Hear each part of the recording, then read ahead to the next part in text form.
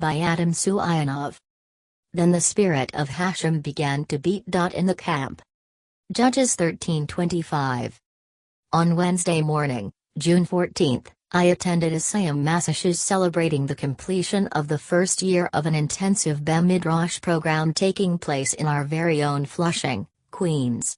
The program is one of Chazaq's latest accomplishments and is under the direction of its Rosh Yeshiva, Rav Aharon Walken Shlita, who, I learned, makes his way from Lakewood several times a week to teach the Talmidim. After witnessing, or rather experiencing, the Sayam, I can honestly say that Rabbi Elon and Yaniv Myrov of Chazaq have managed to give additional stylistic application to the Pasyuk. His hand will be everywhere, and everyone's hand will be with him. Genesis 16:12. How Chazaq manages to successfully juggle so many community functions and also operate a Beis Midrash of this caliber remains beyond me, but as I sat there and looked around at all the participants, I felt a surge of pride for our people who toil earnestly for the sake of the Torah. Here I saw faces glowing with what must surely be happiness for a year's accomplishments. To me it was evident that a year long with its seasons had passed and in its wake materialized the dream of a community long hoping, waiting for the chance to plant a majestic garden of Torah. I felt a healthy pride and also sensed a strong desire for dedicated occupation in a manner surely welcome in the community.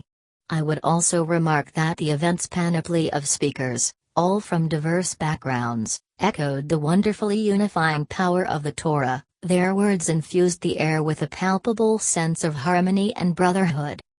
Chazaq's very own Rabbi Elon Myrov introduced the event by welcoming all the students and guests.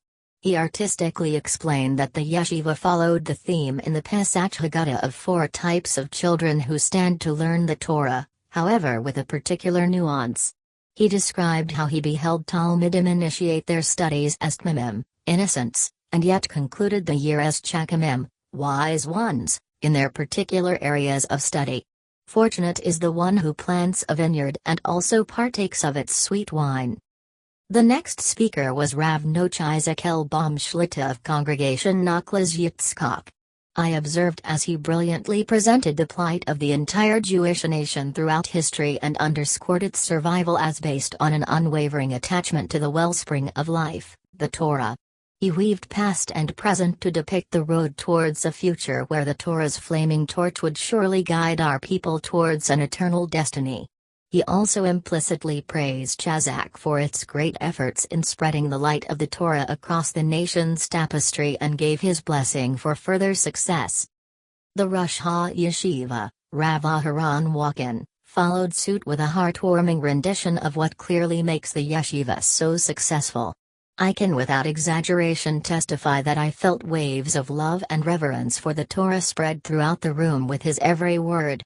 As he continued speaking, my mind wandered off to imagine what it must be like basking in such lyrical joy 4 days a week. I have this conception that someone who enjoys his craft so much must be quite infectious, and so I feel the students here have been very, very fortunate. The next Rav to speak deserves special praise since he is also the Rav who unconditionally opened up the doors of his shul for Chazaq's Beis Midrash program. Rabbi Yigal Haimoff of Yeshivat HaSimcha brought sharp relief to the plight of this particular community. He spoke of how a people had survived suffocating darkness, intense oppression, and religious persecution. The Bukrian Jews had nearly been swallowed whole by the ferocious communist winter that sapped all the warmth out of a once flourishing Jewish enclave at the heart of Central Asia. Yet here were the children of that unyielding and resolute generation, holding a banner up high and with noble conviction. To Rav Haimoff and by extension everyone in that room, it became clear that the high-level Beis Midrash was the very representation of a people's indomitable spirit. Rav Haimoff concluded by thanking a very special man who joined the event from his home country of Australia. At this point, I became aware that the discreet gentleman sitting at the front table was actually a key sponsor of the Beis Midrash program. The how, why, what, and where of him coming from across the globe to create this program was never answered, but he did give a few words of his own. Reb Noach Deutsch spoke with a seemingly characteristic humility of a wonderful program he was happy to help. He wished the program much success and achievement. To the sound of loud applause, he really looked happy about the year's fruit. Regarding him I also say, fortunate is the one who plants a vineyard and also partakes of its sweet wine. By the end of the event I understood something. Pr.